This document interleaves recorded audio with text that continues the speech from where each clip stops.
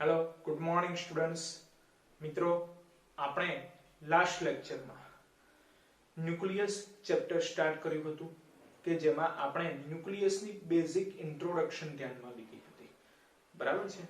જો કોઈ વિદ્યાર્થી મિત્રને આ વિડિયો જોવાનું બાકી રહી ગયું હોય તો એ મોબાઈલ સ્ક્રીનની રાઈટ હેન્ડ સાઈડ કોર્નર ઉપર આઈ બટન ઉપર ક્લિક કરીને આ વિડિયો જોઈ શકે છે।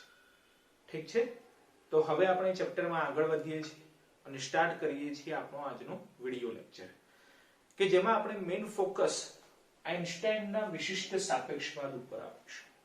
એટલે કે આઇન્સ્ટાઈને જે સૂત્ર આપેલું છે E = mc² જે દરેકને ખ્યાલ જ છે, તો એના ઉપર ફોકસ કરીશું અને સાથે ચેપ્ટરનો મોસ્ટ ઇમ્પોર્ટન્ટ ટોપિક જે છે બાઇન્ડિંગ એનર્જી। આ બંને ટોપિક જે ચેપ્ટર માટે ખૂબ જ મહત્વના છે એ બંને ટોપિક આજના વિડિયો લેક્ચરમાં આપણે કવર કરીશું। ઠીક છે, તો સ્ટાર્ટ કરીએ છીએ આજનો વિડિયો લેક્ચર। મિત્રો સૌપ્રથમ આપણે જોઈએ છે બે પદો જે છે ન્યુક્લિયસની ત્રિજ્યા અને ન્યુક્લિયસની ઘનતા। બરાબર, ઇમ્પોર્ટન્ટ તો છે જ। બરાબર, જો ક્વેશ્ચન આ પ્રમાણે છે કે ન્યુક્લિયસની ત્રિજ્યા અને તેની ઘનતાની જરૂરી સમજૂતી આપો। ન્યુક્લિયસ માટે બે પદો આપણે સમજાવવાના છે, એક ત્રિજ્યા છે અને બીજો છે ઘનતા। બરાબર, સૌપ્રથમ આપણે ત્રિજ્યા ધ્યાનમાં લઈએ છીએ, જેના માટે આપણે એક ઉદાહરણ ધ્યાનમાં લઈએ છીએ। સપોઝ આપણી જોડે બે અલગ અલગ તત્વો છે, જેમ કે આપણે ઉદાહરણ સ્વરૂપે એક લઈએ છીએ 1h1। બરાબર, બોલો આમાં પ્રોટોન કેટલા ન્યુટ્રોન કેટલા એ આપણે નક્કી કરવા છે। બોલો પ્રોટોન કેટલા, તો કે 1, ન્યુટ્રોન કેટલા, તો કે 0। બરાબર છે, પ્રોટોનની સંખ્યા 1 થશે અને 1 - 1 ન્યુટ્રોનની સંખ્યા 0 થશે, રાઈટ। અને હવે બીજું ઉદાહરણ માટે ઓક્સિજન લઈએ છીએ 8O16। 8O16, તો હવે આમાં પ્રોટોન ન્યુટ્રોનની સંખ્યા આપણે નક્કી કરવી છે। બોલો પ્રોટોન કેટલા હોય, તો સિમ્પલ 8 પ્રોટોન અને ન્યુટ્રોન પણ 8 જ થશે, રાઈટ, કારણ કે 16 માંથી 8 જશે તો 8। હવે ક્વેશ્ચન છે કે શું બંને માટે આ હાઇડ્રોજન 1h1 માટે ઓક્સિજન 8O16 બંને માટે ન્યુક્લિયસનું કદ એક સમાન હશે કે જુદું જુદું હશે? જરા વિચારીને આન્સર આપો, કારણ કે 1h1 માટે પ્રોટોન 1 છે, ન્યુટ્રોન 0 છે। બરાબર, આ પ્રોટોન ન્યુટ્રોન ભેગા થઈને જ ન્યુક્લિયસ બનાવશે, એટલે હાઇડ્રોજનના ન્યુક્લિયસમાં પ્રોટોન કેટલા, તો કે 1, ન્યુટ્રોન કેટલા, તો કે 0, રાઈટ। એવી રીતે 8O16 માટે જે ન્યુક્લિયસ છે એ ન્યુક્લિયસની અંદર પ્રોટોન કેટલા, તો કે 8, ન્યુટ્રોન કેટલા, તો કે 8। તો હવે ક્વેશ્ચન એ છે કે આ બંને ન્યુક્લિયસ જે છે, બરાબર, આમાં એક પ્રોટોન 0 ન્યુટ્રોન, આમાં 8 પ્રોટોન 8 ન્યુટ્રોન, બંને ન્યુક્લિયસનું કદ શું બોલો એક સમાન હશે કે જુદું જુદું હશે? તો આન્સર આવશે બંને ન્યુક્લિયસનું કદ કેવું હશે, જુદું જુદું હશે। કેમ જુદું જુદું હશે? કારણ કે એમાં જે પ્રોટોન ન્યુટ્રોનની સંખ્યા છે કેવી છે, જુદી જુદી છે, રાઈટ। જેના આધારે ક્યાંક આપણે એવું કહી શકીએ કે ન્યુક્લિયસનું કદ એ કોની ઉપર ડિપેન્ડ કરે છે, તો કે પ્રોટોન ન્યુટ્રોનની સંખ્યા ઉપર ડિપેન્ડ કરે છે। તો પ્રોટોન ન્યુટ્રોનને જ સંયુક્ત રીતે શું બોલાય છે, ન્યુક્લિયોન, રાઈટ। એટલે કે ન્યુક્લિયોનની સંખ્યા ઉપર ડિપેન્ડ કરે છે। ન્યુક્લિયોનની સંખ્યા ઉપર શું ડિપેન્ડ કરે છે, તો ન્યુક્લિયસનું કદ, રાઈટ। તો આપણે આ રીતે લખી શકીએ કે ન્યુક્લિયસનું કદ ચલે છે ન્યુક્લિયોનની સંખ્યા, રાઈટ। ન્યુક્લિયસનું કદ એ ન્યુક્લિયોનની સંખ્યા ઉપર ડિપેન્ડ કરે છે, બરાબર છે। આ સેન્ટેન્સ સમજવું જરૂરી છે।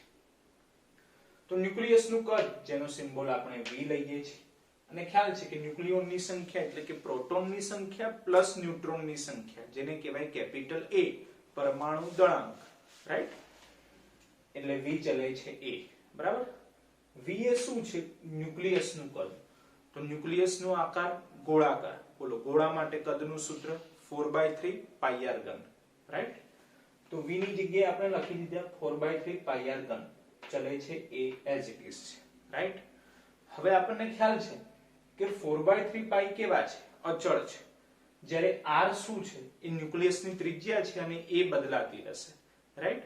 એટલે 4/3π તો અચળ છે તો એ ધ્યાનમાં લેવાની જરૂરિયાત નથી, બરાબર છે. તો આર્ગન ચલે છે એ લખાશે, આર્ગન ચલે છે એ, બરાબર. પરંતુ આપણે શું નક્કી કરી રહ્યા છીએ અત્યારે? ત્રિજ્યાનું સૂત્ર લેવાનું છે, ત્રિજ્યાનું સૂત્ર. તેના માટે આપણે r શોધવા પડે. તો સિમ્પલ આ ઘન દૂર કરવો છે. બોલો, ઘન દૂર કરવા માટે બંને બાજુ આપણે ઘનમૂળ લઈ લઈએ છીએ, બરાબર છે. તો થઈ જશે નેક્સ્ટ સ્ટેપ કે r ચલે છે e⁻⁴, બરાબર. ચલો, ચલે છે ની નિશાની દૂર કરીને અચળાંક મૂકી દઈએ r0, બરાબર. તો સૂત્ર મળી ગયું આપણને, r બરાબર r0 e⁻⁴. બોલો, ખ્યાલ આવે છે? r બરાબર ચલે છે ની જગ્યાએ અચળાંક મૂકી દીધો r0 e⁻⁴, બરાબર. આમાં દરેક પદની ઓળખ ધ્યાનમાં રાખવાની છે. જેમ કે r તો ન્યુક્લિયસની ત્રિજ્યા છે, a તો ન્યુક્લિયસ જે છે એના માટે પરમાણુ દળાંક છે, બરાબર. અને r0 તો આપણે મૂકેલો અચળાંક છે, જેની એક વેલ્યુ છે. એ વેલ્યુ આપણે યાદ રાખવી પડશે કારણ કે અચળાંક છે, બરાબર છે. 1.2 × 10⁻15 મીટર, 10⁻15 છે, જેને કહેવાય ફર્મી, બરાબર. તો શોર્ટમાં આ રીતે પણ યાદ રાખીશું કે r0 = 1.2 ફર્મી, બરાબર છે. હવે આ r0 જે અચળ વેલ્યુ છે મિત્રો, એ યાદ રાખો કે કોઈ પણ ન્યુક્લિયસ માટે સાચી છે. જેમ કે અહીંયા હાઇડ્રોજનનું એક્ઝામ્પલ લો, ઓક્સિજન લો, ક્લોરીન લો, કાર્બન, નાઇટ્રોજન, કોઈ પણ તત્વના ન્યુક્લિયસ માટે r0 ની વેલ્યુ કેવી છે? અચળ છે, ફિક્સ છે. કેટલી? તો 1.2 ફર્મી. બોલો, ખ્યાલ આવી ગયો ત્રિજ્યા વિશે? ન્યુક્લિયસની ત્રિજ્યા, જેનું સૂત્ર આપણે દાખલા માટે યાદ રાખીશું, r બરાબર r0 e⁻⁴, જ્યાં r0 ની વેલ્યુ, બરાબર છે. અને સૂત્ર કેવી રીતે આવી ગયું એ ખ્યાલ આવી ગયું, બરાબર છે. તો હવે જોઈએ બીજું પદ, ઘનતા, બરાબર. ઘનતાનું સૂત્ર આપણે ધ્યાનમાં લેવાનું છે, ઘનતા. બોલો, તો ઘનતાનું સૂત્ર શું થાય? તો સિમ્પલ છે કે ઘનતા બરાબર દળ ભાગ્યા કદ. પરંતુ અત્યારે ઘનતા કોની શોધી રહ્યા છે? તો ન્યુક્લિયસની. તો સિમ્પલ, ન્યુક્લિયસનું દળ છેદમાં ન્યુક્લિયસનું કદ આવે, રાઈટ. તો જો ન્યુક્લિયસની ઘનતા ઇક્વલ ટુ ન્યુક્લિયસનું દળ છેદમાં ન્યુક્લિયસનું કદ, બરાબર છે. ચલો, ઘનતાનું સિમ્બોલ ρ. બોલો, ન્યુક્લિયસનું દળ લખવું છે, ન્યુક્લિયસનું દળ. મિત્રો, લાસ્ટ લેક્ચર યાદ કરો. લાસ્ટ લેક્ચરમાં આપણે એક સૂત્ર લખેલું, પરમાણુ દળ ઇક્વલ ટુ ન્યુક્લિયસ દળ. બોલો, એનું સૂત્ર શું હતું? યાદ કરો જરા. a × 1 AMU. શું હતું સૂત્ર? a × 1 AMU. કોનું દળ છે? તો ન્યુક્લિયસનું દળ, રાઈટ. સૂત્ર યાદ રાખવાનું, a × 1 AMU. અને છેદમાં શું લખવાનું છે? ન્યુક્લિયસનું કદ, બરાબર, જેનો સિમ્બોલ આપણે v ધ્યાનમાં લઈએ છીએ, બરાબર છે. નેક્સ્ટ છે, ચલો, a × 1 AMU as it is છે. અને હવે કદ લખવાનું છે, બરાબર. તો કદનું સૂત્ર, ન્યુક્લિયસનું કદ લખવાનું છે. તો ન્યુક્લિયસનો આકાર ગોળાકાર, તો ગોળા માટે કદનું સૂત્ર 4/3 πr3, બરાબર. 4/3 πr3. બોલો, આ 3 જે છેદમાં છે એ ઉપર જતા રહેશે, બરાબર. તો a × 1 AMU as it is, અને 3 ઉપર આવી ગયા, મલ્ટીપ્લાય 3, બરાબર છે. બાકી શું રહ્યું? તો 4π એઝ ઇટ ઇઝ છે, અને r ઘન છે. પણ r શું છે? ત્રિજ્યા છે. અને ત્રિજ્યા માટે તો સૂત્ર હમણાં જ આપણે સાબિત કર્યું, r0 e⁻⁴. તો ખ્યાલ આવે કે r ની જગ્યાએ શું લખીશું આપણે? r0 e⁻⁴, right. જુઓ, r ની જગ્યાએ લખો r0 e⁻⁴ અને એનો ઘન, બરાબર છે. ચલો, નેક્સ્ટ સ્ટેપ. બોલો, 3 આગળ લઈ લઈએ છીએ, a × 1 AMU, 3a × 1 AMU, બરાબર. 4π as it is.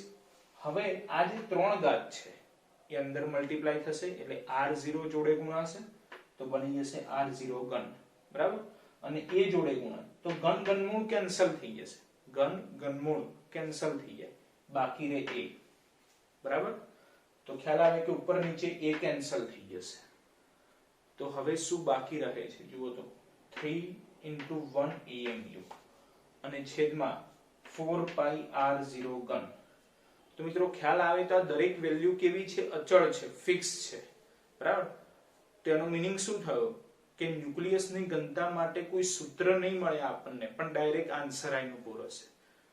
Answer direct આવે છે, તેનો મીનિંગ શું થયો? કે કોઈ પણ ન્યુક્લિયસ હોય, હાઇડ્રોજનનું હોય, ઓક્સિજનનું હોય, ક્લોરીન હોય, નાઇટ્રોજન હોય, બરાબર, કોઈનું પણ ન્યુક્લિયસ હોય, દરેકના ન્યુક્લિયસ માટે ઘનતા કેવી છે? ફિક્સ છે, બરાબર, પણ એ કેટલી છે એ આપણે સાદુરૂપ આપવાનું છે, બરાબર છે. જુઓ, જોઈએ નેક્સ્ટ સ્ટેપ કે 3 એઝ ઇટ ઇઝ છે. હવે 1 EMU, બોલો 1 EMU ને કિલોગ્રામમાં કન્વર્ટ કરવા છે, શું લખી શકાય? તો એ પણ આપણે લાસ્ટ લેક્ચરમાં ડિસ્કસ કરેલું છે કે 1 EMU equal to 1.67 into 10 - 27 kilogram, right, છેદમાં 4 પાઈ એટલે 4 into 3.14 ગુણ્યા R0 નો ઘન. બોલો R0 ની વેલ્યુ તો ઉપર લખેલી જ છે 1.2 ગુણ્યા 10 - 15 ઘાત, પરંતુ એનો ઘન છે, રાઈટ. કેલ્ક્યુલેટર વડે કમ્પ્લીટ સાદુરૂપ આપવાનું એટલે આન્સર આઈનો બોર આવી જશે 2.3 into 10⁻17 અને ઘનતાનો એકમ કિલોગ્રામ પર મીટર ઘન, રાઈટ. તો આપણને ખ્યાલ આવ્યો કે ઘનતા એ કોઈ પણ ન્યુક્લિયસ માટે કેવી છે? અચળ છે, ફિક્સ. કેટલી મળે છે? તો 2.3 ગુણ્યા 10⁻17 ઘાત કિલોગ્રામ પર મીટર ઘન, રાઈટ. તો ખ્યાલ આવી ગયો ઘનતા વિશેનું ડિસ્કસ, બરાબર. તો આ બંને પદો ન્યુક્લિયસ માટે આપણે યાદ રાખીશું. પરીક્ષાની દ્રષ્ટિએ પણ ક્વેશ્ચન ખૂબ જ ઇમ્પોર્ટન્ટ છે, ત્રિજ્યા અને ઘનતા, બરાબર છે મિત્રો.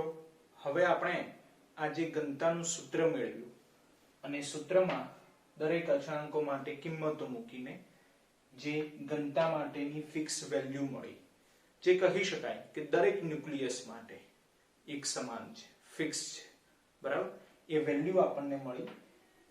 પણ હવે આપણે એનાથી એક સ્ટેપ આગળ વધીએ છીએ અને એવું ધ્યાનમાં લઈએ છીએ કે કેટલાક અપવાદો છે કે જેમાં આપણને ઘનતાના સૂત્રમાં ક્યાંક સામાન્ય ચેન્જ જોવા મળે છે. જેમ કે આ કેપિટલ A ઉપર નીચે અત્યારે કેન્સલ થાય છે, પણ એ અપવાદમાં કંઈક કારણસર કેપિટલ A કેન્સલ નથી થતા, બરાબર છે. અને એ કેપિટલ A કેન્સલ નથી થતા જે કારણોસર ઘનતાનો જે આન્સર છે એમાં ક્યાંક સામાન્ય ચેન્જ આવે છે.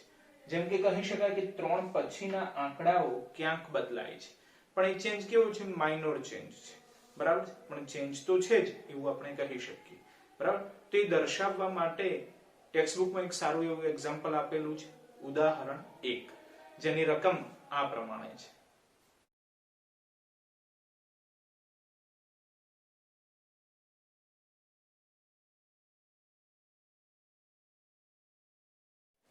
મિત્રો, ઉદાહરણ 1 ની રકમમાં આપણને આપેલું છે કે લોખંડ માટે ન્યુક્લિયસનું દળ 55.85 U છે, બરાબર.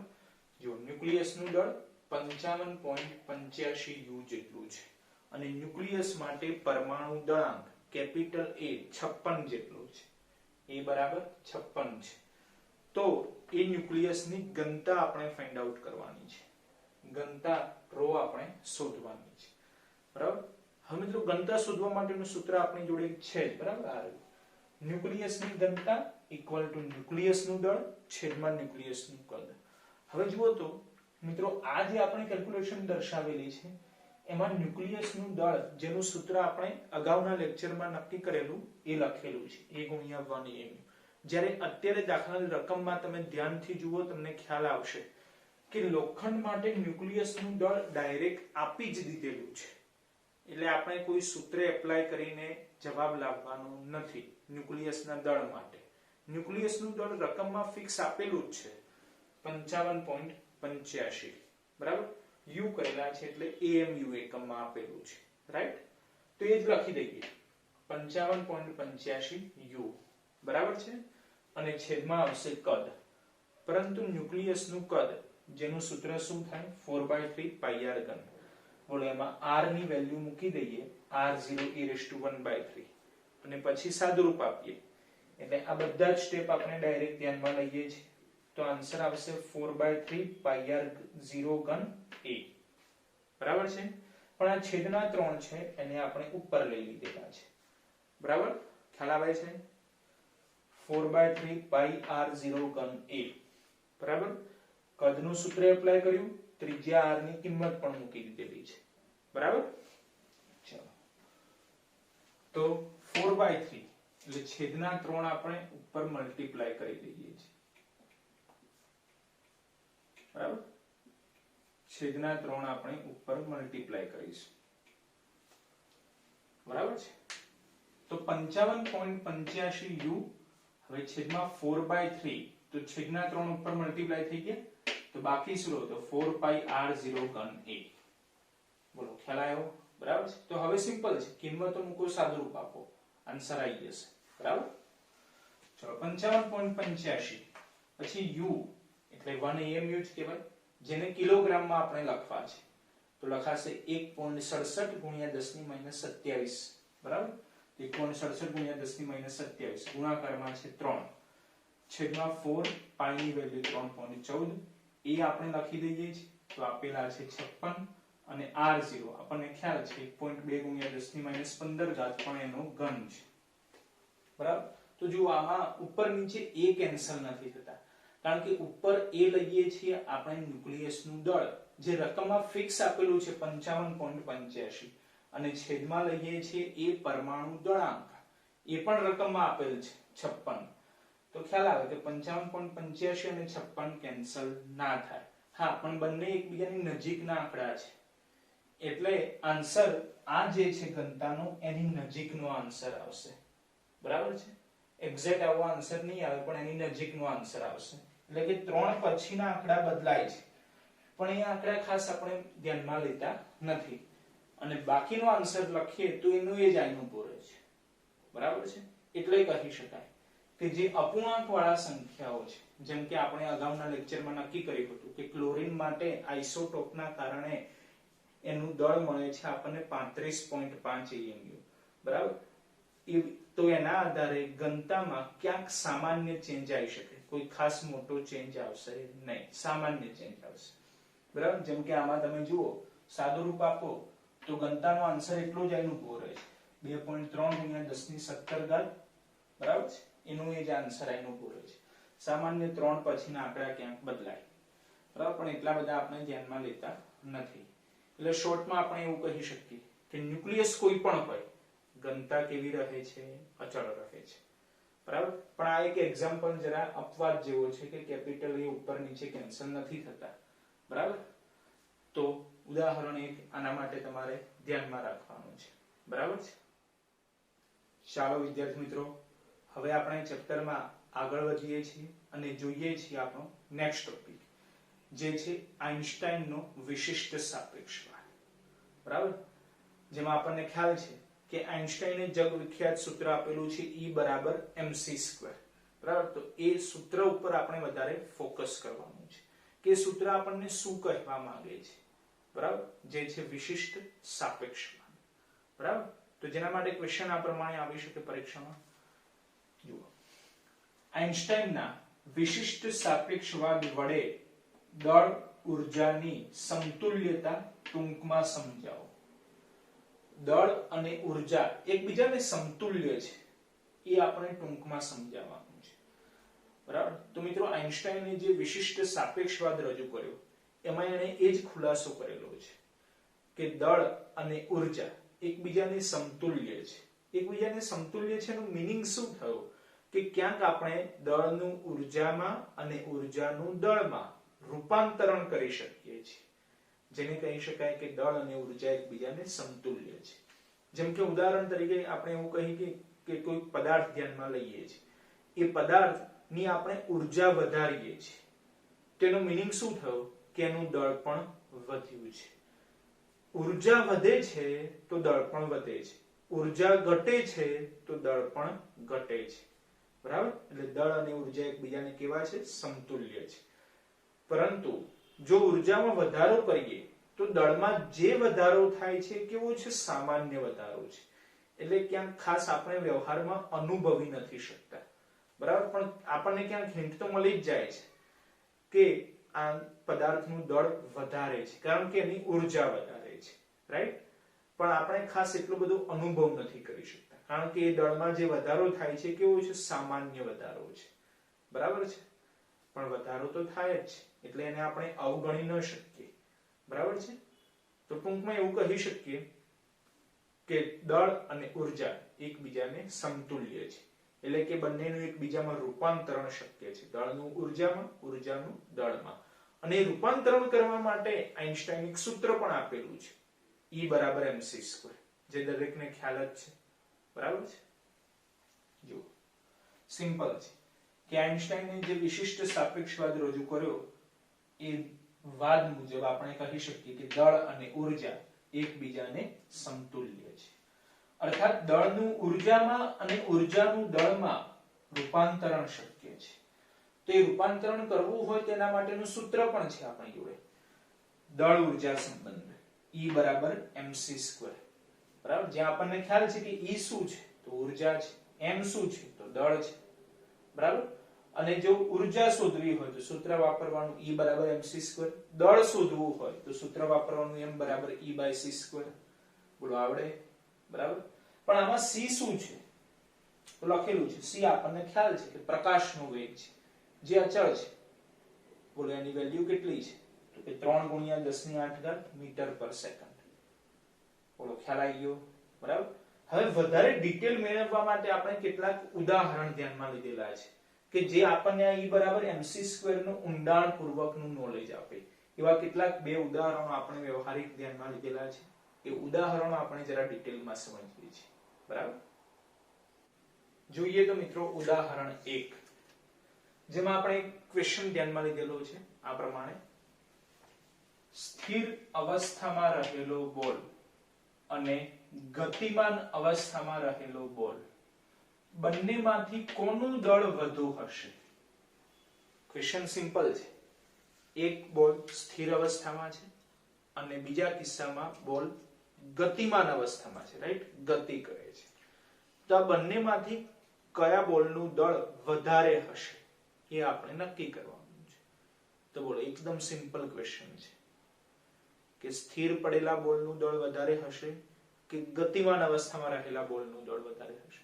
તો આન્સર ડાયરેક્ટ આવી જાય કે ગતિમાન અવસ્થામાં જે બોલ છે એનું દળ વધારે હશે, બરાબર. પણ કેમ વધારે હશે એ આન્સર આપણને મળશે E બરાબર mc² ઉપરથી, બરાબર. જો કન્ક્લુઝન આ પ્રમાણે છે કે ગતિમાન અવસ્થામાં રહેલો જે બોલ છે એનું દળ વધારે હશે, બરાબર. કેમ વધારે હશે? તો જુઓ કે આપણને એ તો ખ્યાલ આવી ગયો કે ગતિમાન અવસ્થામાં રહેલો બોલ છે એનું દળ વધારે હશે, પણ કેટલું હશે એ આપણે ગણતરીપૂર્વક દર્શાવવું છે, મેથેમેટિકલી, બરાબર છે. તો આપણે ગતિમાન અવસ્થામાં રહેલા બોલનું દળ ધ્યાનમાં લઈએ છીએ, m ગતિમાન, બરાબર. તો જે પદાર્થ ગતિ કરે છે એ પદાર્થનું જો આપણે દળ નક્કી કરવું હોય તેનું પોતાનું દળ તો ધ્યાનમાં લેવું જ પડશે. તો એનું પોતાનું દળ એટલે કે જ્યારે એ પદાર્થ સ્થિર અવસ્થામાં છે ત્યારે એનું જે દળ હોય એ જ એનું દળ થશે, બરાબર છે. તો પદાર્થ જ્યારે સ્થિર અવસ્થામાં હતો ત્યારનું દળ એટલે m સ્થિર, અને વત્તા કંઈક દળ ઉમેરાયું. કેમ ઉમેરાયું? કારણ કે પદાર્થ શું કરે છે? ગતિ કરે છે, રાઈટ. સિમ્પલ છે કે જો પદાર્થ ગતિ કરશે તો એને કંઈક વેગ છે. બોલો વેગ હોય તો એમાં ગતિ ઉર્જા ઉમેરાય.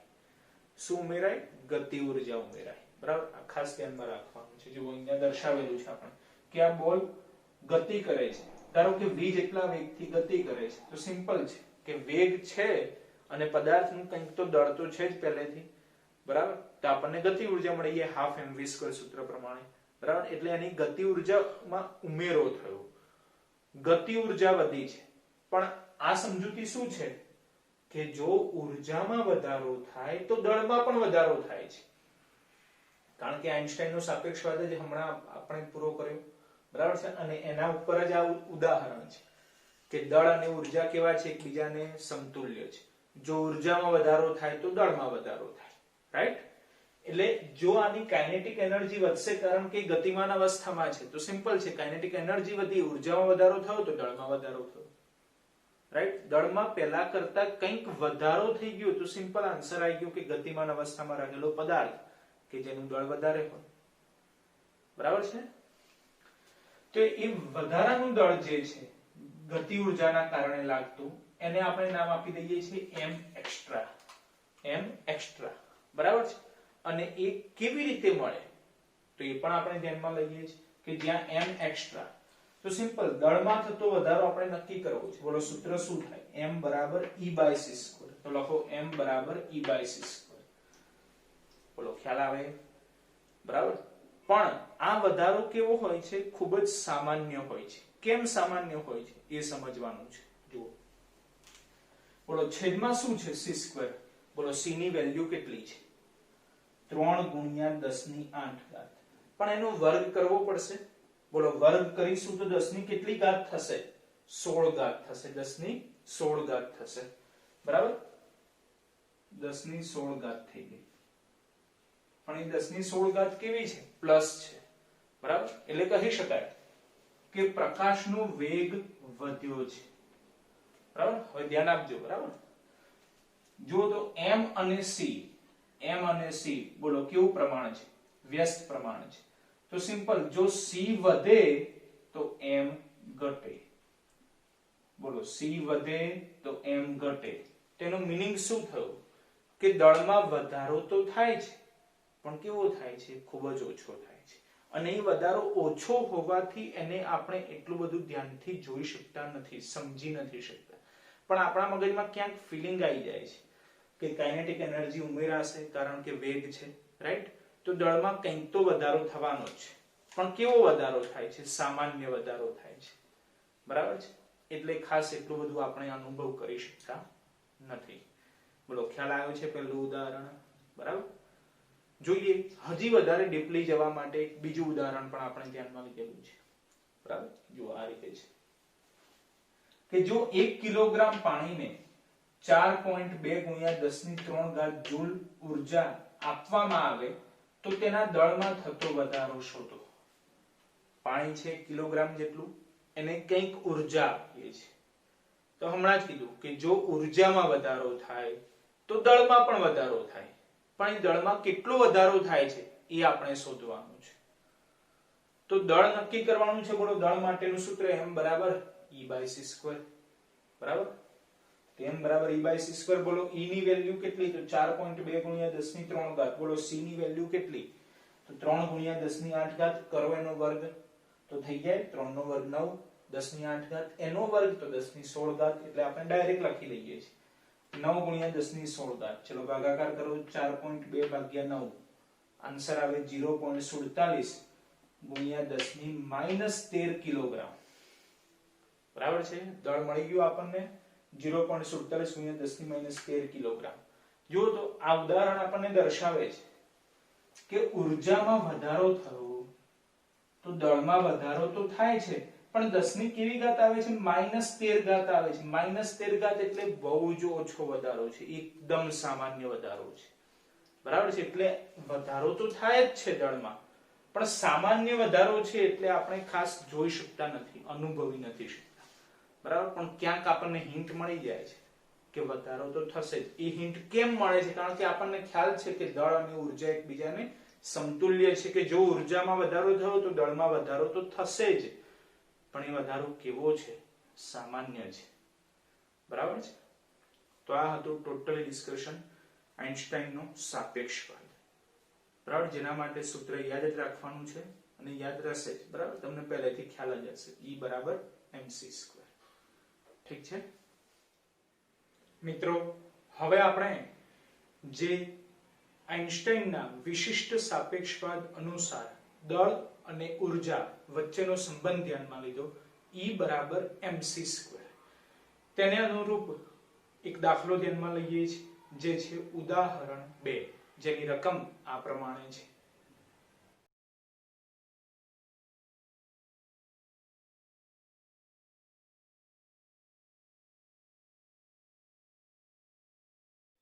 મિત્રો ઉદાહરણ 2 ની રકમમાં આપણને આપેલું છે કે કોઈ એક પદાર્થ કે જેનું દળ 1 ગ્રામ જેટલું છે, એને જ અનુરૂપ ઉર્જાની ગણતરી આપણે કરવાની છે.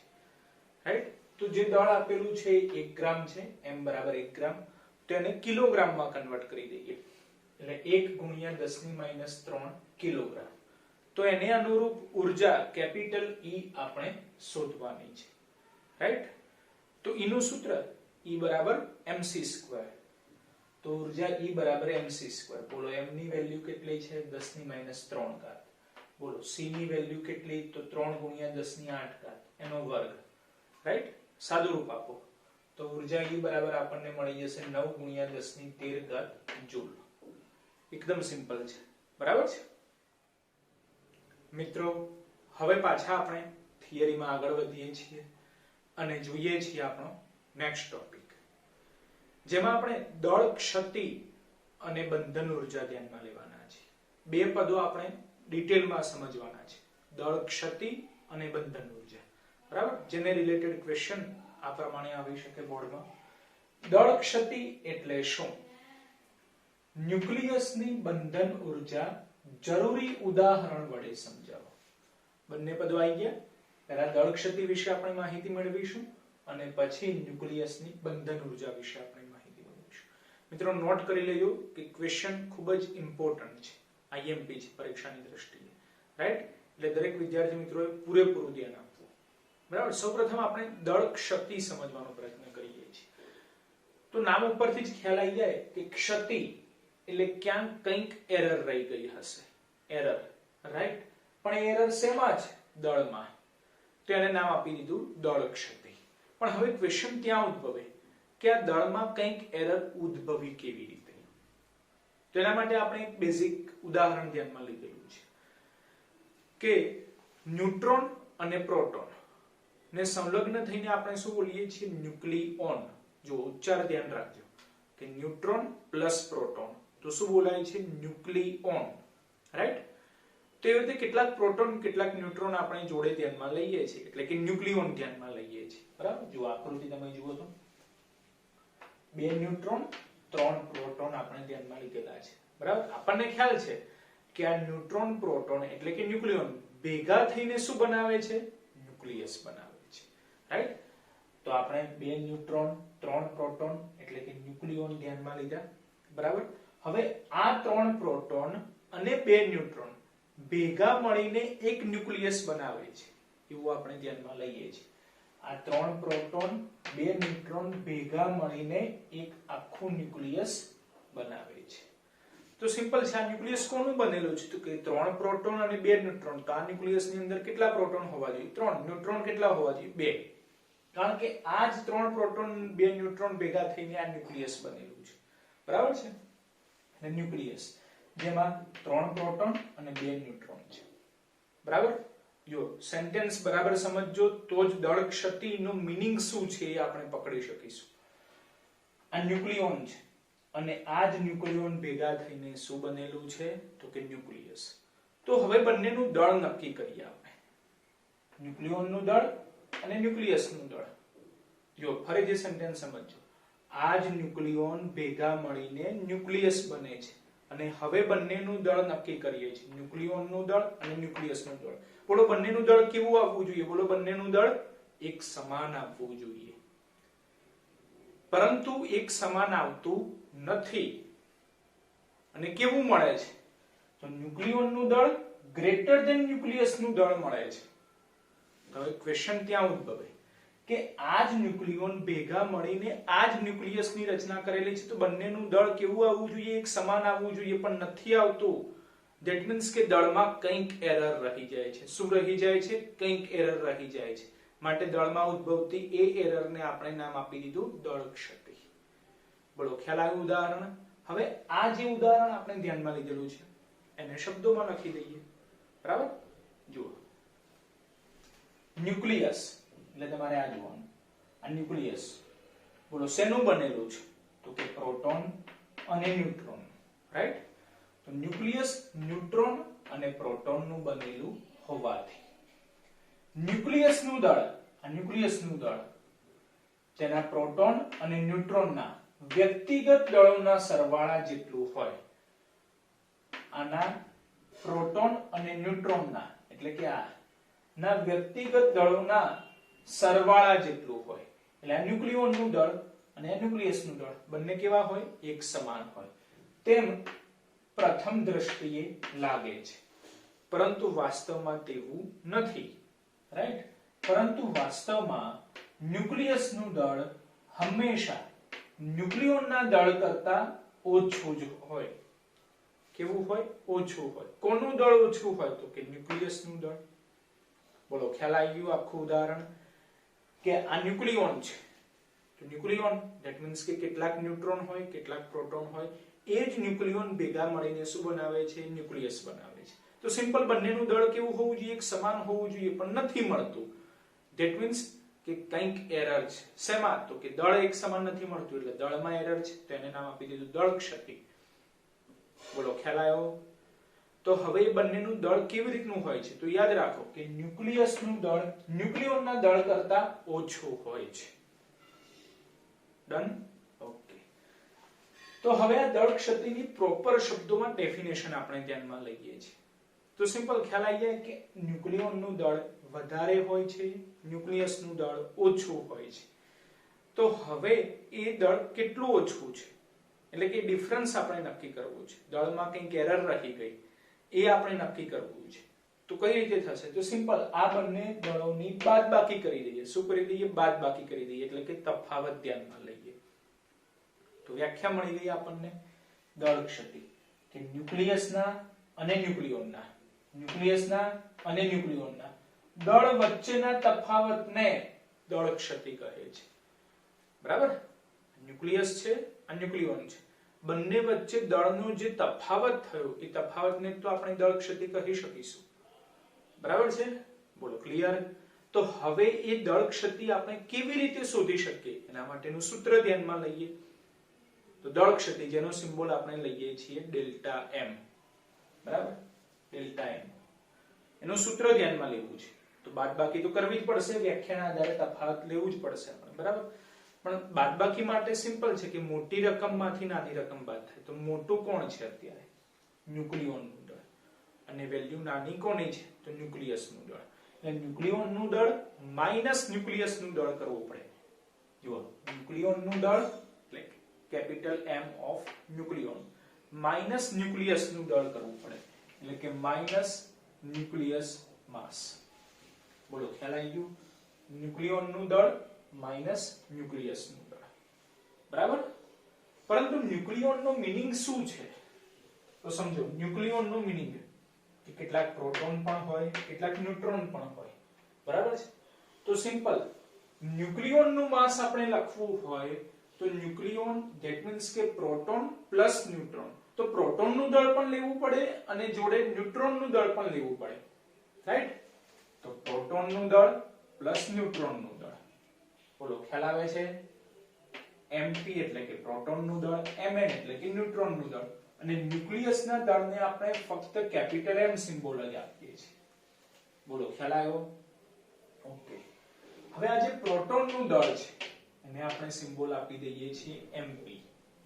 અને આ જે ન્યુટ્રોનનું દળ છે એને આપણે સિમ્બોલ આપી દઈએ છીએ Mn. બરાબર? પરંતુ આ ઉદાહરણ આપણે ધ્યાનમાં લીધું. બોલો, એમાં કેટલા પ્રોટોન છે? તો કે 3 પ્રોટોન. કેટલા ન્યુટ્રોન છે? તો કે 2 ન્યુટ્રોન. શું પ્રોટોન ન્યુટ્રોનની સંખ્યા ફિક્સ હોય? ના હોય. બરાબર? દરેક તત્વો માટે પ્રોટોન ન્યુટ્રોનની સંખ્યા બદલાતી રહેશે. તો સિમ્પલ, જો પ્રોટોનનું દળ ધ્યાનમાં લઈએ તો જોડે પ્રોટોનની સંખ્યા ગુણવી પડે. જો ન્યુટ્રોનનું દળ ધ્યાનમાં લઈએ તો જોડે ન્યુટ્રોનની સંખ્યા ગુણવી પડે. ધેટ મીન્સ કે આ પ્રોટોનના દળમાં આપણે પ્રોટોનની સંખ્યા ગુણવી પડે. બોલો, પ્રોટોનની સંખ્યાનો સિમ્બોલ તો કે Z. પ્રોટોનની સંખ્યા તો પ્રોટોનનું દળ Mp. ZMP. ખ્યાલ આવ્યો? પ્રોટોનની સંખ્યા, પ્રોટોનનું દળ પ્લસ સેમ જ રીતે ન્યુટ્રોનની સંખ્યા જોડે ન્યુટ્રોનનું દળ લખવું પડે. હવે ન્યુટ્રોનની સંખ્યા, બોલો, ન્યુટ્રોનની સંખ્યા જેનો સિમ્બોલ થાય કેપિટલ N. અને એ શોધવા માટેનું સૂત્ર છે A - Z. બરાબર? પરમાણુ દળાંક માઈનસ પરમાણુ ક્રમાંક. તો ન્યુટ્રોનની સંખ્યા n બરાબર A - Z જોડે ન્યુટ્રોનનું દળ Mn minus capital N as it is. બોલો, ખ્યાલ આવ્યો સૂત્ર? બરાબર? સૂત્ર આપણે આ રીતે યાદ રાખવાનું છે કે ડેલ્ટા M ઇક્વલ ટુ પ્રોટોનની સંખ્યા, પ્રોટોનનું દળ એટલે ZMP આવી ગયા, પ્લસ ન્યુટ્રોનની સંખ્યા, ન્યુટ્રોનનું દળ એટલે NMN આવી ગયું. પરંતુ એનું સૂત્ર છે A - Z. અને એ બંનેનો સરવાળો, એમાંથી શું બાદ કરવાનું? તો કે ન્યુક્લિયસનું દળ જેનો સિમ્બોલ આપણે કેપિટલ M લઈશું. બોલો, ક્લિયર? તો ડેલ્ટા M દળ ક્ષતિ વિશેની માહિતી પૂરી થઈ ગઈ. કે દળ ક્ષતિનું મીનિંગ શું છે એ ખ્યાલ આવી ગયો, વ્યાખ્યા ખ્યાલ આવી ગઈ અને સૂત્ર પણ ખ્યાલ આવી ગયું. બરાબર? હવે ધ્યાનમાં લઈએ બંધન ઊર્જા. કે બંધન ઉર્જા શું છે, તો સિમ્પલ છે, સમજજો કે આનાથી એક જ સ્ટેપ આગળ વધવાનું છે. એના માટે પણ આપણે એક બેઝિક ઉદાહરણ ધ્યાનમાં લીધેલું છે, આના આધારે ખાલી એક જ સ્ટેપ આગળ વધવાનું છે. બરાબર, જુઓ આ ઉદાહરણમાં આપણે શું ધ્યાનમાં લીધેલું છે કે પ્રોટોન કેટલા છે, તો કે 3 પ્રોટોન છે. બરાબર, ન્યુટ્રોન કેટલા છે, તો કે 2 ન્યુટ્રોન છે. બોલો પ્રોટોન પ્લસ ન્યુટ્રોન શું કહેવાય, ન્યુક્લિયોન. બરાબર, 3 પ્રોટોન છે, 2 ન્યુટ્રોન છે, જેને કહેવાય ન્યુક્લિયોન. બરાબર, આ 3 પ્રોટોન 2 ન્યુટ્રોન ભેગા થઈને શું બનાવે છે, તો કે એક ન્યુક્લિયસ બનાવે છે. ન્યુક્લિયસ બનાવે છે જેમાં પ્રોટોન કેટલા, તો કે 3, ન્યુટ્રોન કેટલા, તો કે 2. બરાબર, જે ઉદાહરણ અહીંયા છે એ જ આપણે દર્શાવેલું છે. પરંતુ આપણને ખ્યાલ આવ્યો કે ન્યુક્લિયોનનું દળ વધારે હોય છે. કોના કરતા, તો કે ન્યુક્લિયસના દળ કરતા. તો સપોઝ એક્ઝામ્પલ તરીકે આપણે લઈ લઈએ છીએ કે ન્યુક્લિયોનનું દળ કેટલું છે, 5 AMU છે અને ન્યુક્લિયસનું દળ કેટલું છે, 4.99 AMU છે. રાઈટ, એટલે સિમ્પલ, ન્યુક્લિયસનું દળ ન્યુક્લિયોનના દળ કરતા કંઈક ઓછું હોય છે. અત્યારે એક્ઝામ્પલ તરીકે આપણે લીધું કે આ 5 છે, આ 4.99 છે. બોલો ડિફરન્સ કેટલો આવ્યો, 0.01 નો આવ્યો, 0.01.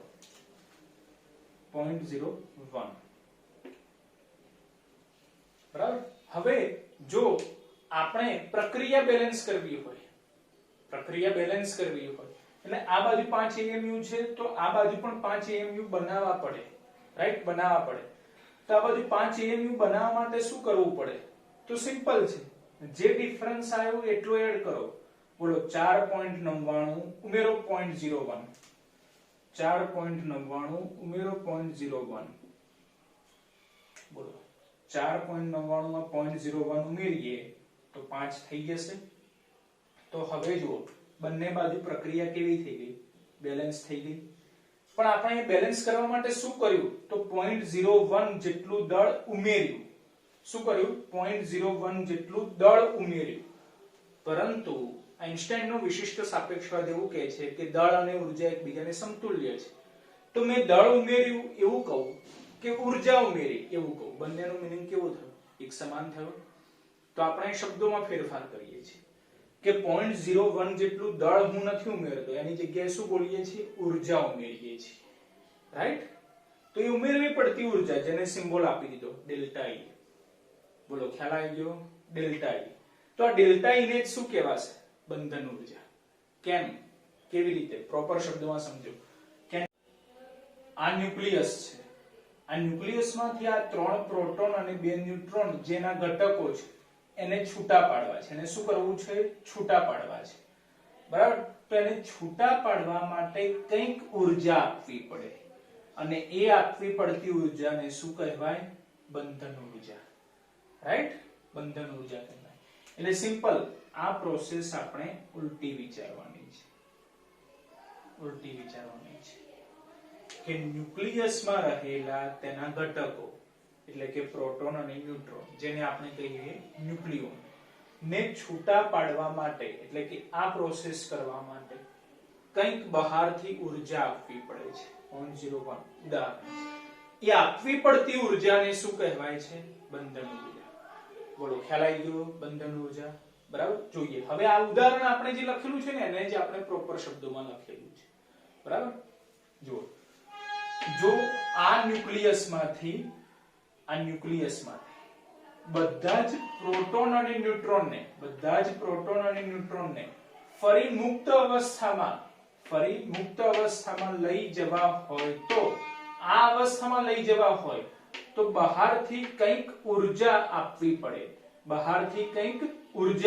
પડે અને આ આપવી પડતી ઊર્જાને જ બંધન ઊર્જા કહે છે. બોલો ખ્યાલ આવી ગયો, બરાબર છે. ચાલો હવે બંધન ઊર્જાની આપણે પ્રોપર ડેફિનેશન ધ્યાનમાં લઈએ છીએ, કારણ કે આ બંધન ઊર્જા ડેલ્ટા E કોને રિલેટેડ છે, તો દળ ક્ષતિને રિલેટેડ છે. બરાબર, તો દળ ક્ષતિ માટે સમતુલ્ય બંધન ઊર્જા ધ્યાનમાં લઈએ અને એ છે એની પ્રોપર ડેફિનેશન. બંધન ઊર્જા, દળ ક્ષતિને સમતુલ્ય ઊર્જાને તે ન્યુક્લિયસની બંધન ઊર્જા કહે છે. જે દળ ક્ષતિ છે ડેલ્ટા M, એને સમતુલ્ય ઊર્જા ને એ ન્યુક્લિયસની બંધન ઉર્જા કહે છે. બોલો ખ્યાલ આવી ગયો? બરાબર. ચલો તો આપણી જોડે સૂત્ર છે E બરાબર mc². તો ડેલ્ટા E બરાબર શું લખાય? E બરાબર mc², તો ડેલ્ટા E બરાબર ડેલ્ટા mc². તો ડેલ્ટા E શું છે? બંધન ઉર્જા. તો મળી ગયું બંધન ઉર્જાનું સૂત્ર. ડન. તો ડેલ્ટા E બંધન ઉર્જા, જેને ઇંગ્લિશમાં કહેવાય બાઇન્ડિંગ એનર્જી, એટલે આપણે સિમ્બોલ લખીશું EB અને એનું સૂત્ર થઈ ગયું ડેલ્ટા mc². જ્યાં ડેલ્ટા m શું છે? તો દળ શક્તિ, બરાબર, અને c² તો આપણને ખ્યાલ છે પ્રકાશનું વેગ. બોલો ખ્યાલ આવી ગયો બંધન ઉર્જા? બરાબર. તો અત્યાર સુધી જેટલી પણ થિયરી ચાલી એમાં મોસ્ટ ઇમ્પોર્ટન્ટ ક્વેશ્ચન છે. પહેલા દળ ક્ષતિ ધ્યાનમાં લેવાનું અને પછી એના ઉપરથી એક સ્ટેપ આગળ બંધન ઉર્જા. બરાબર છે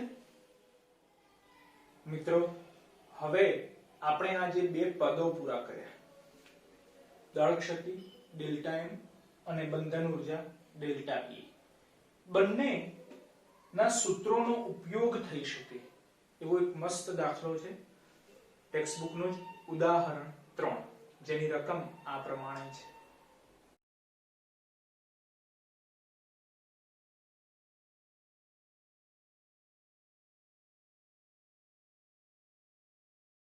મિત્રો ઉદાહરણ 3 ની રકમમાં તમને બે અલગ અલગ પાર્ટ આપેલા છે. આપણે ફક્ત પહેલો પાર્ટ ધ્યાનમાં લઈએ છીએ, પાર્ટ A, કે જેમાં પદાર્થનું દળ આપેલું છે 1 AMU, જેને 1 U તરીકે પણ વંચાય છે અને એની કિંમત કિલોગ્રામમાં આપણને ખ્યાલ છે કે 1.67 ગુણ્યા 10⁻27 કિલોગ્રામ છે. પરંતુ અત્યારે રકમના અંતે બ્રેકેટમાં એ 1 AMU એટલે કે 1 U ની કિંમત કિલોગ્રામમાં કંઈક અલગ આપેલી છે. તો એ જે આપેલી છે એ આપણે ધ્યાનમાં લેવાની. બરાબર?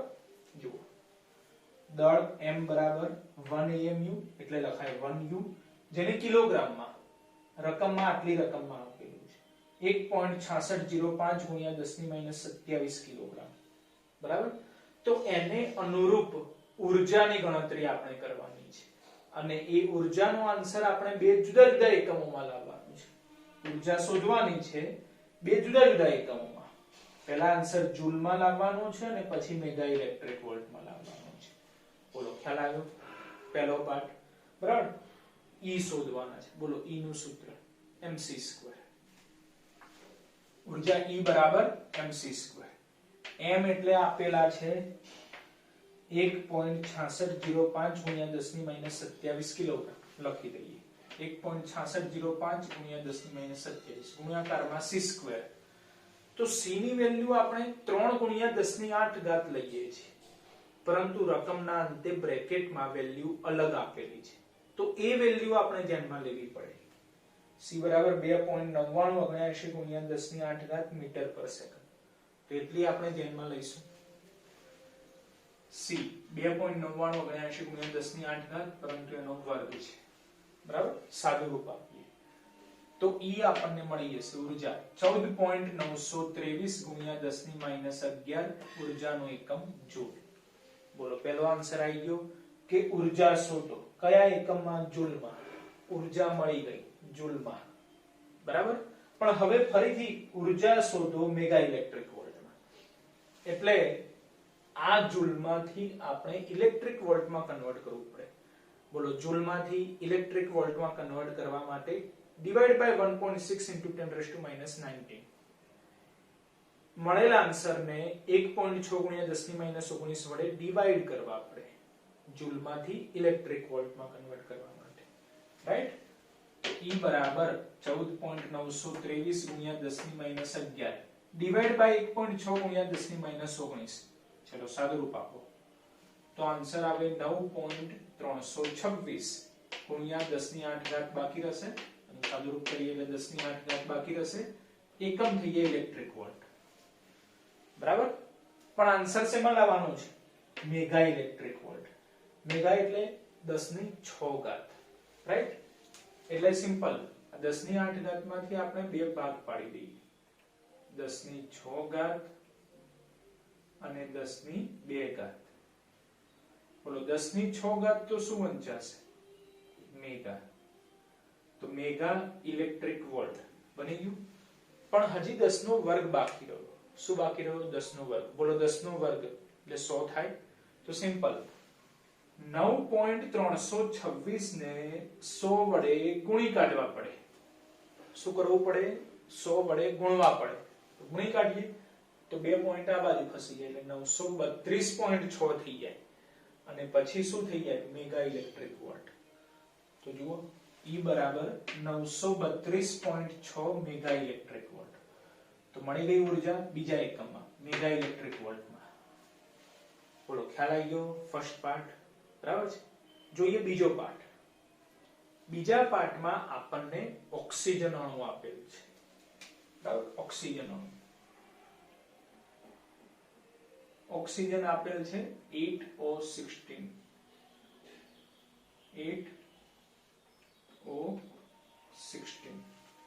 અને આના માટે આપણે દળ ક્ષતિની ગણતરી કરવાની છે. 8O16 માટે દળ ક્ષતિ શોધવાની છે. જેના માટે કેટલીક વેલ્યુઝ આપેલી છે જે આ પ્રમાણે છે. પ્રોટોનનું દળ 1.00727 U, ન્યુટ્રોનનું દળ 1.00866 U અને કેપિટલ M એટલે કે ઓક્સિજન માટે દળ 15.99053 U. બરાબર, આ ત્રણ વેલ્યુ આપેલી છે. પ્રોટોનનું દળ અને કેપિટલ M જે ઓક્સિજન માટે છે. બરાબર, અને આપણે દળ ક્ષતિ એટલે કે ડેલ્ટા M શોધવાના છે. બરાબર, તો ડેલ્ટા M નું સૂત્ર જુઓ. ડેલ્ટા M નું સૂત્ર પ્રોટોનની સંખ્યા પ્રોટોનનું દળ પ્લસ ન્યુટ્રોનની સંખ્યા ન્યુટ્રોનનું દળ minus capital M. That means કે આપણે સૌપ્રથમ તો Z પ્રોટોનની સંખ્યા અને ન્યુટ્રોનની સંખ્યા નક્કી કરવી પડે. તેના માટે ઓક્સિજન 8O16 આપેલ જ છે. તેમાંથી પ્રોટોન ન્યુટ્રોનની સંખ્યા નક્કી કરી દઈએ. તો 8O16 માટે પ્રોટોન બોલો કેટલા થશે?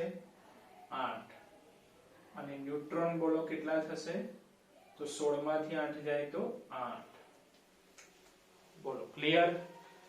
પ્રોટોનની સંખ્યા પણ 8, ન્યુટ્રોનની સંખ્યા પણ 8. બાકી રહ્યા પ્રોટોનનું દળ આપેલ છે, ન્યુટ્રોનનું દળ આપેલ છે, કેપિટલ M આપેલ છે. તો સૂત્રોમાં કિંમતો મૂકો, સાદુરૂપ આપો.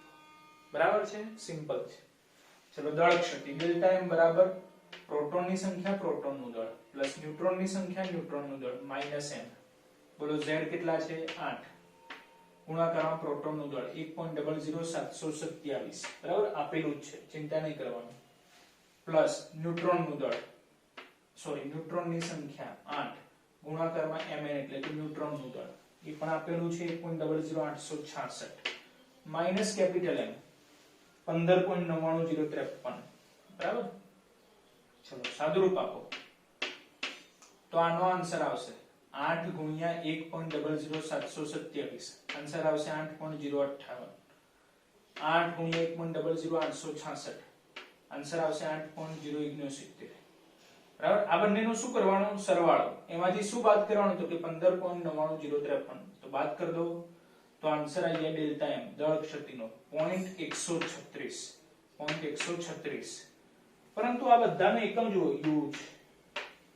તો આનો એકમ પણ શું આવે? U. દળ ક્ષતિ શોધવાની હતી, ડેલ્ટા M મળી ગયા 0.136 U. પણ રકમમાં જ લખેલું છે, જુઓ રકમમાં જ લખેલું છે કે દળ ક્ષતિ ને આપણે mega electric volt by c² માં દર્શાવવાના છે. Mega electric volt by c² માં. તો હવે ક્વેશ્ચન એ થાય કે એનો મીનિંગ શું? બરાબર, mega electric volt by c² માં દર્શાવવાના છે. ત્યાં જ આ દાખલો મોસ્ટ ઇમ્પોર્ટન્ટ બની જાય છે અને કંઈક કન્ફ્યુઝન પેદા કરે તેવો દાખલો છે. બરાબર, તો હવે જોઈએ છે કંઈક નવા સ્ટેપ. ચલો પાછા આ સ્થાને આવીએ. બરાબર, E બરાબર 932.6 મેગા ઇલેક્ટ્રિક વોલ્ટ. પણ E શું છે? ઉર્જા. બોલો ઉર્જાનું સૂત્ર E બરાબર mc². તો લખી શકાય E ની જગ્યાએ mc². બરાબર, ચલો mc². પણ આન્સર તો એનો જ રહેવાનો 932.6 મેગા ઇલેક્ટ્રિક વોલ્ટ. આપણે આન્સર શેમાં લાવવાનું છે? Mega electric volt by c² માં. તો મેગા ઇલેક્ટ્રિક વોલ્ટ તો છે જ, છેદમાં શું જોઈએ? c² જોઈએ. તો આ c² ને છેદમાં લાવી દઈએ. બરાબર, છેદમાં લાવી દઈએ તો બાકી શું રહેશે? m.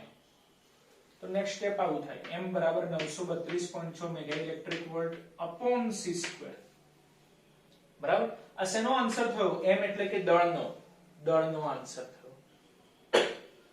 પરંતુ આ જે ગણતરી કરી એના માટે રકમમાં દળ કેટલા આપેલા છે? તો દળ તો તમને 1u આપેલા છે, એટલે આની જગ્યાએ શું લખાય? 1u લખાય. શું લખાય? 1u લખાય. એટલે સમીકરણ 1 મળી ગયું આપણને. બરાબર, 1u equal to 932.6 mega electric volt upon c². સમીકરણ 1. હવે આને 1u લખો કે એકલા u લખો, મીનિંગ એક જ છે, રાઈટ? તો હવે પાછા આ સ્થાને આવીએ. આ શું છે? 0.136u. તો કંઈક આઈડિયા આવે છે? જો આ u હટાવવા છે, બોલો શું લાવવું છે? Mega electric volt by c². તો છે જ, ખાલી આ u ની કિંમત, આ કિંમત અહીંયા લખવાની છે. બરાબર, જુઓ તો ડેલ્ટા m બરાબર 0.136. બોલો u ની જગ્યાએ શું લખાય? તો 932.6 mega electric volt by c². બરાબર છે? ના ખ્યાલ આવે તો આપણે આ રીતે લખી દઈએ છીએ. કારણ સમીકરણ 1. બરાબર, કે u ની કિંમત મૂકી છે 932.6 mega electric volt by c². Right? તો જે એકમ જોઈતો તો એ તો મળી ગયો, તો સિમ્પલ ગુણાકાર કરો તો ડેલ્ટા m મળે છે આપણને 126.83 mega electric volt by c². Done. Delta m ની વેલ્યુ આપણને મળી ગઈ, એ પણ રકમમાં કીધું છે એવા એકમમાં, mega electric volt by c² માં. રાઈટ? એટલે આ દાખલો ઇમ્પોર્ટન્ટ છે. કેમ ઇમ્પોર્ટન્ટ છે? કારણ કે આ બે સ્ટેપ કંઈક અલગ છે. બરાબર છે?